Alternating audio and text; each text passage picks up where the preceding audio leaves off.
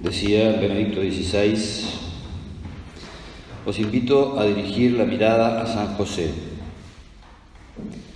Cuando María recibió la visita del ángel en la Anunciación, ella ya estaba prometida con José. Puesto que se dirige personalmente a María, el Señor asocia ya íntimamente a José al misterio de la Encarnación.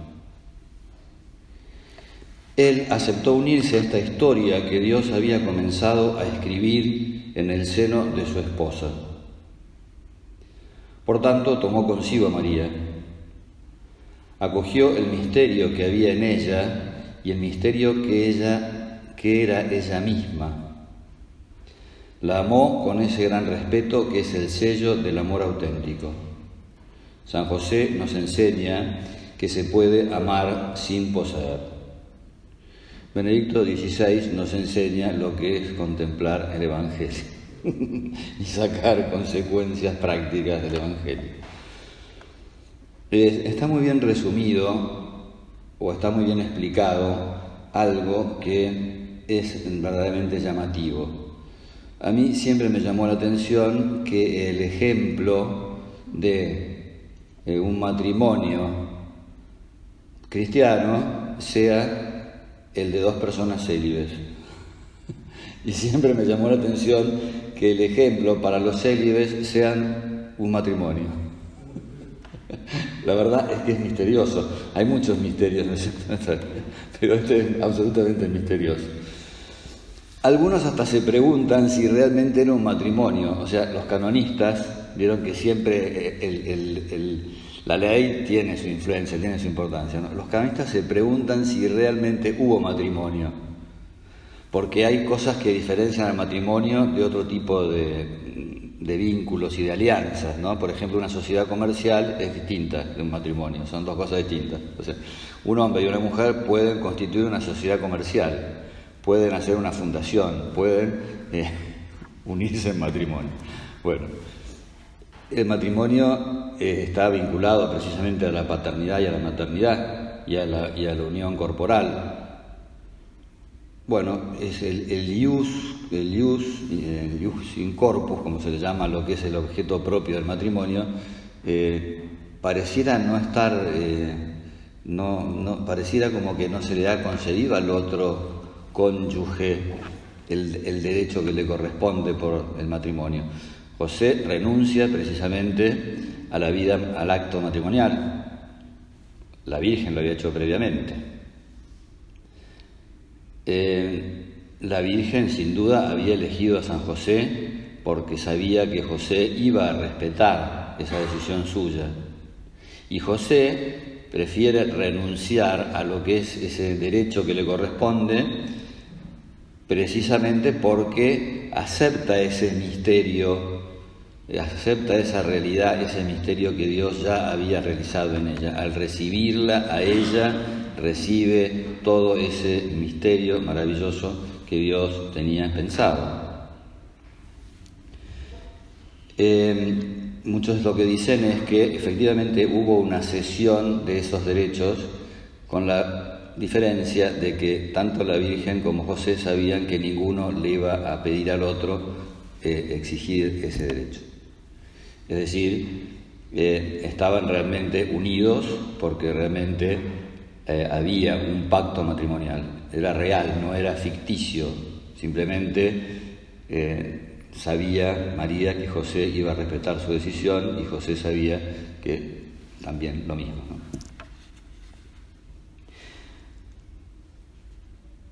Bueno, esto es lo que Dios decidió, esta cosa, a ver, ¿cómo diríamos?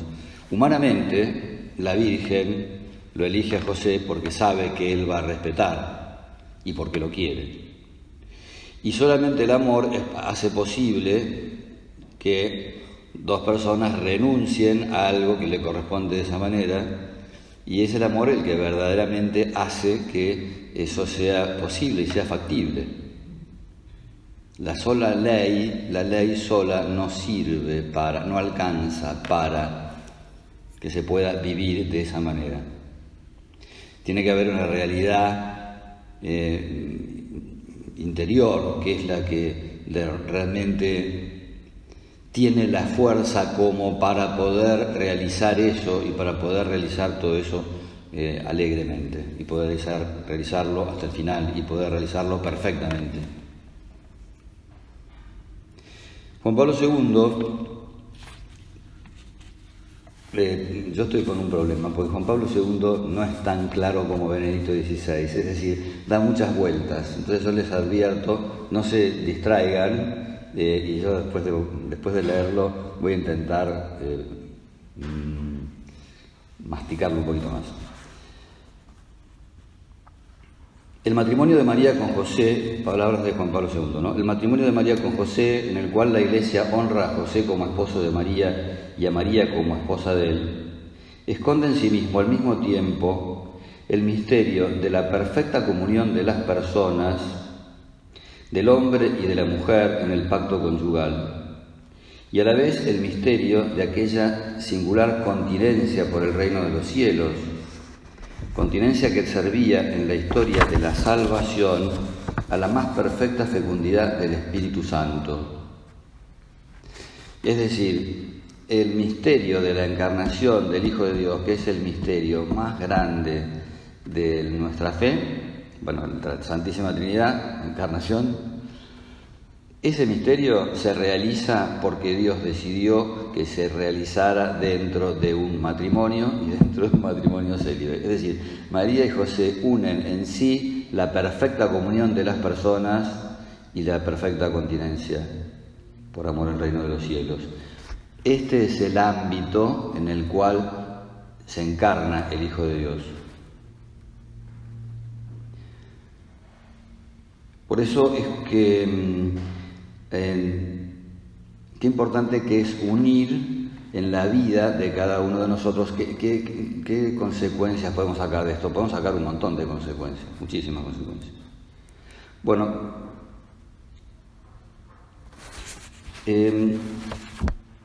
fíjense, José aceptó unirse a esta historia que Dios había comenzado a escribir en el seno de su esposa.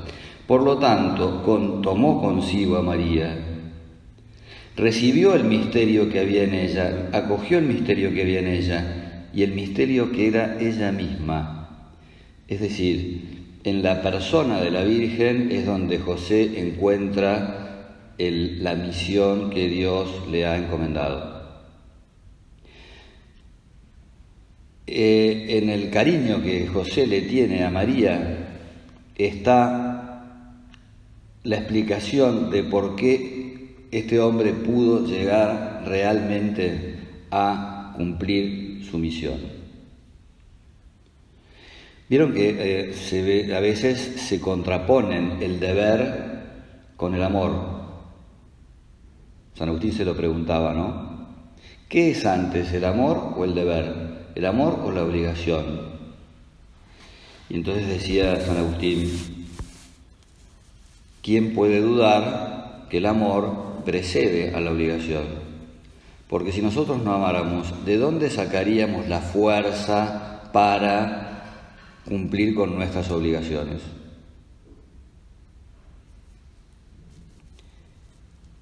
Y ese amor no consiste solamente, sí, por supuesto que consiste en desearle el bien a la otra persona, pero también consiste en recibir a la otra persona. Recibiéndola a María, José encuentra el sentido de su existencia, encuentra su vocación. Y cumple con eso que Dios le ha pedido, aun cuando el corazón se le estruja. O sea, nunca me puse a pensar qué significa estrujar, pero bueno, el corazón le salta hecho pedazos. Y aún así, bueno, conocemos la historia, ¿no es cierto? Cuando José ve que María está esperando un hijo, empieza todo ese proceso interior, todo ese sufrimiento, ¿no? Explica Esta vez es el Papa Francisco, me parece. ¿Sí? Cuando José se dio cuenta del hecho, quedó desconcertado. El Evangelio no explica cuáles fueron sus pensamientos, pero nos dice lo esencial. Él busca cumplir la voluntad de Dios y está preparado para la renuncia más radical. En lugar de defenderse y hacer valer sus derechos, José elige una solución que para él representa un enorme sacrificio.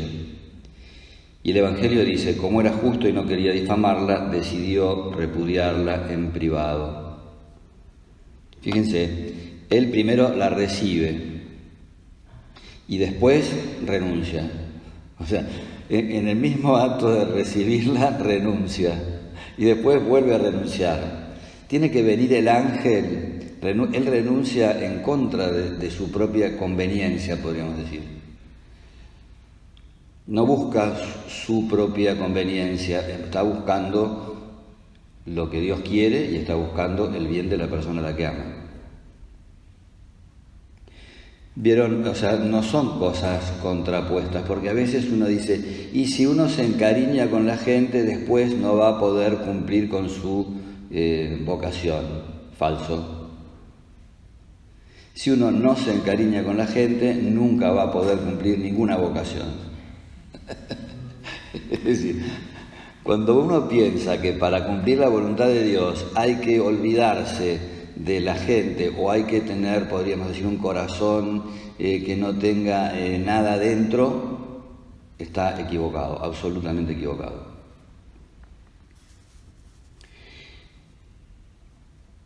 La experiencia nos enseña que el amor verdadero hace maravillas, es decir, tanto en la persona que ama como en la persona que es amada, tanto en aquel que ama porque efectivamente le brinda esa fuerza y también la persona amada recibe esa fuerza para cumplir lo que es el bien.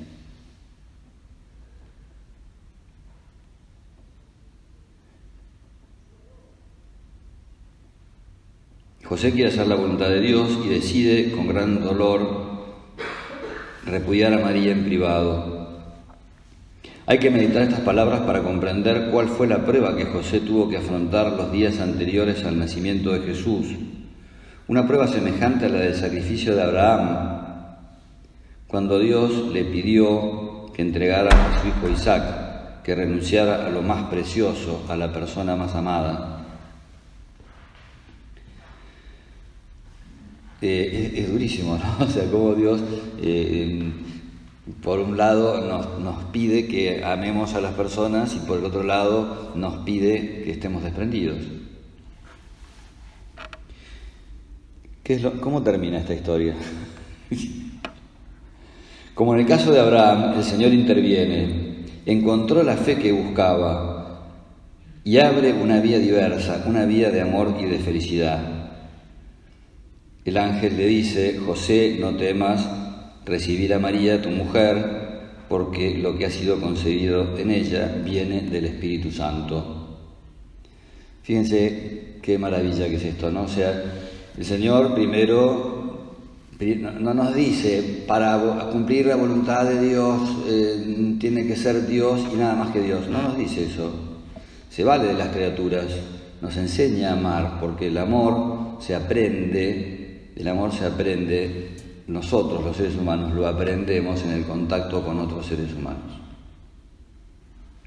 Entonces el que no aprendió lo que es amar de veras a las criaturas, tampoco va a saber lo que es amar a Dios. Hay que amar a las criaturas de manera tal que las criaturas nos conduzcan a Dios. Pero es falso decir que, si vos resulta que querés mucho a alguien, entonces te vas a incapacitar para cumplir con lo que Dios manda. No. Por eso está esta sabiduría del Papa Benedicto XVI, ¿no? Que dice, San José nos enseña a amar sin poseer. Nos enseña que se puede amar sin poseer. Me viene a la cabeza ahora una cosa muy divertida. Decía una chiquita, no voy a revelar ningún secreto de confesión, esto es una, es una cosa simpática. Decía, padre, me acuso de pelearme con Pepita porque Pepita juega al elástico con Martita y Martita es mi amiga. O sea, yo siempre comparo esto con decir, no puede usar mi cepillo de dientes, porque mi cepillo de dientes es mío. Si hay gente que considera que las personas son su posesión, ¿no es cierto? Son tan posesión como su cepillo de dientes, que es lo más intransferible, lo más incomunicable que existe. Bueno, entonces no es así. ¿Por qué? Porque en la medida en que nosotros aprendemos a amar a una persona, o a dos, o a tres, o a cinco, estaremos en condición de amar a todas las demás. Y si algún día nos tenemos que despedir, ¿no es cierto?, de esas personas, por eso yo pensé en esta meditación. Y me acordé del Principito. ¿Ustedes leyeron el Principito, el cuento del Principito del zorro? Ese me encanta. Se lo voy a leer más o menos. Buen día, dijo el zorro. Buen día, dijo el Principito. Estoy aquí, le dijo, bajo el manzano. ¿Quién eres?, dijo el Principito. Eres muy bonito. Soy un zorro, dijo el zorro. Ven a jugar conmigo, le propuso el Principito. Estoy tan triste. No puedo jugar contigo, dijo el zorro. No estoy domesticado. Esta es la respuesta del zorro. Perdón, dijo el Principito. Y después de reflexionar agregó, ¿qué significa domesticar? No eres de aquí, dijo el zorro. ¿Qué buscas? Busco a los hombres, dijo el Principito. ¿Qué significa domesticar? El Principito era constante, digamos, ¿no? Triunfó gracias a su tenaz ambición. ¿Qué significa domesticar? Los hombres, dijo el zorro, tienen fusiles y cazan. Es bien molesto. También crían gallinas. Es su único interés. ¿Buscas gallinas? No, dijo el Principito, busco amigos. ¿Qué significa domesticar? Y dale, ¿no? O sea, el tipo insiste hasta que el otro le cuente. Es algo demasiado olvidado, dijo el zorro. Significa crear lazos. ¿Crear lazos? Claro, dijo el zorro. Todavía no eres para mí más que un niño parecido a otros 100.000 niños. Es decir, hasta el momento sos un número, sos un DNI, sos un niño que se pierde en la multitud, o sea, sos igual a todos los demás. Y no te necesito, y tú tampoco me necesitas. No soy para ti más que un zorro parecido a otros 100.000 zorros. Es brillante, muy astuto.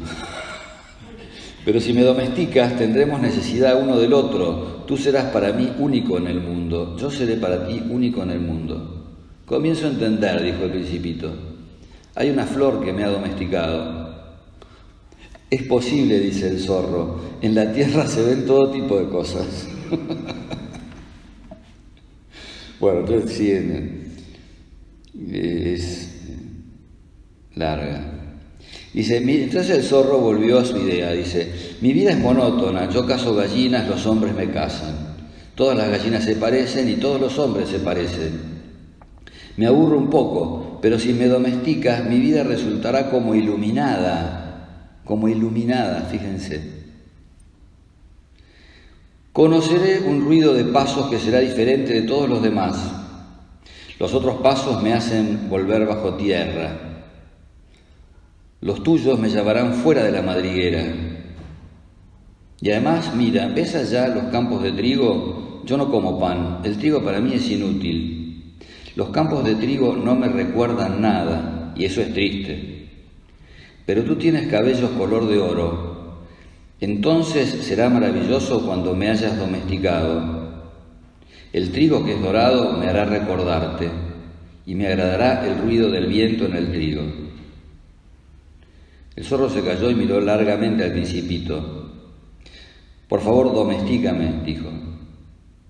Me parece bien, respondió el Principito, pero no tengo mucho tiempo. Tengo que encontrar amigos y conocer muchas cosas. ¿Vieron? Los seres humanos, y ahora en este mundo que vivimos detrás de cosas importantísimas, no sé qué. La gente no tiene tiempo a veces para los amigos, no tiene tiempo para hacerse amigos, o no tiene tiempo a querer a la gente como si fuera un amigo. Solo se conoce lo que uno domestica, dijo el zorro. Solo puedo recibir a una persona, solo puedo aceptar a una persona si la domestico, si la conozco. Los hombres ya no tienen tiempo de conocer nada, compran cosas ya hechas a los comerciantes. Bueno, no me voy a tirar en contra de Facebook porque tengo muchos amigos en Facebook, pero son amigos de Facebook. Es decir, hay que tener tiempo para hacer amigos en Facebook y tener tiempo para tener amigos a secas. O sea, compran cosas hechas a los comerciantes, ¿no? Pero como no existen comerciantes de amigos, los hombres no tienen más amigos. Si quieres un amigo, domestícame. ¿Qué hay que hacer?, dijo el Principito.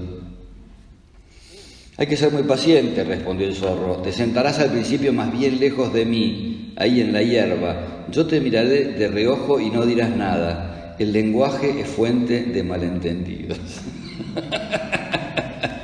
O sea, primero mantenete a distancia, que des amigo mío, no me invadas, no me pidas lo que todavía no te puedo dar. Pero cada día podrás sentarte un poco más cerca. Al día siguiente el Principito regresó. Hubiese sido mejor regresar a la misma hora, dijo el zorro. Si vienes, por ejemplo, a las 4 de la tarde, ya desde las 3 comenzaré a estar feliz. Cuanto más avance la hora, más feliz me sentiré. Al llegar las 4, descubriré el precio de la felicidad. Pero si vienes en cualquier momento, nunca sabré a qué hora preparar mi corazón. Bueno, hablando de hora, entonces está acabando. Así el Principito domesticó al zorro. Y acá viene la parte triste. Así el Principito domesticó al zorro, y cuando se aproximó la hora de la partida, dijo el zorro, voy a llorar. ¡Chan!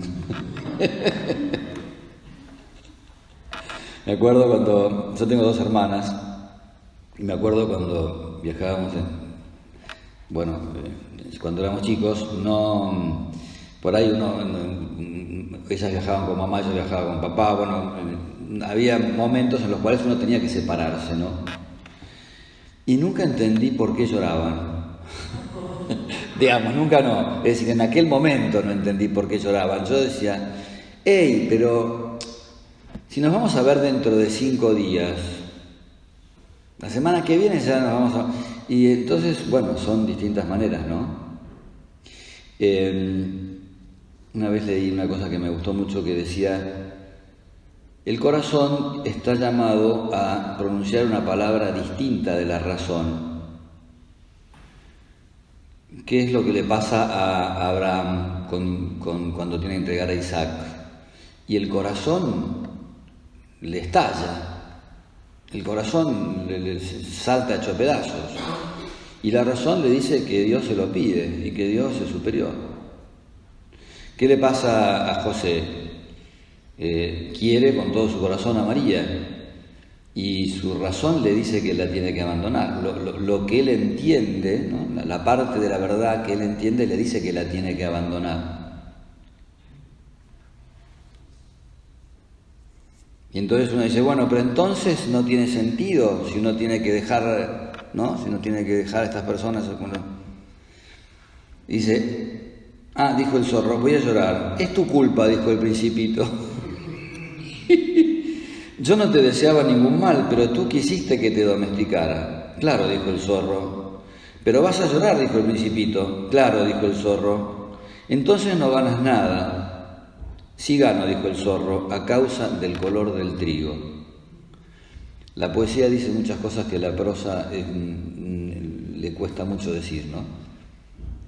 Y porque ahora, a partir de ahora, el trigo ya no va a ser algo que sea así para mí sin importancia.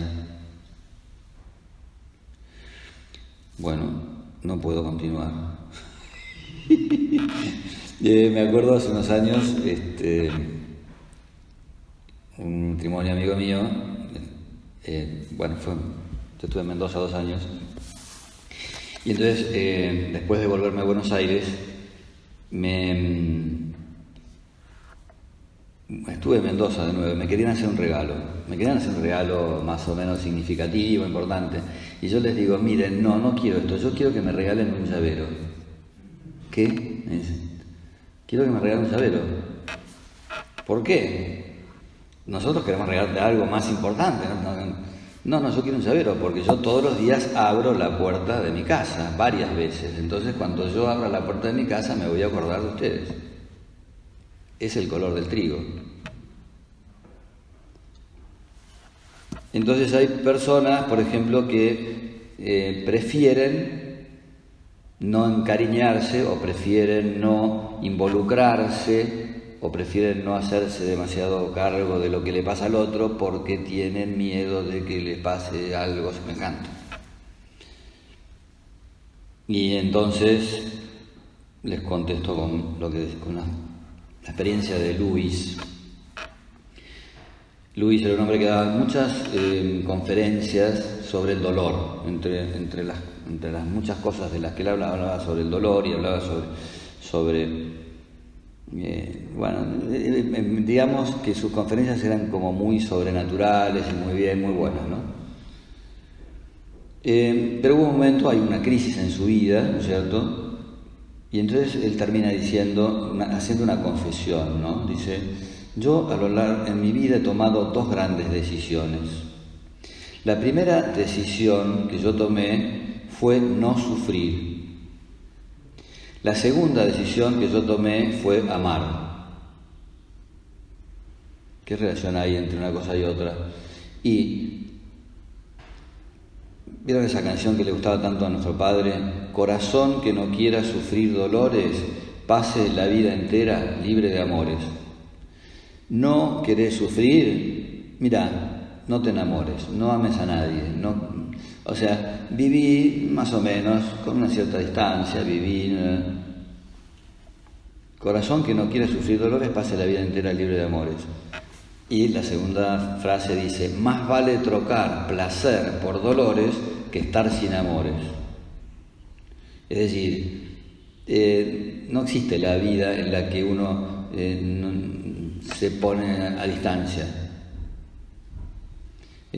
Porque ahí sí que vas a sufrir de veras. Es decir, es preferible sufrir por haber amado que no sufrir por no haber amado nunca.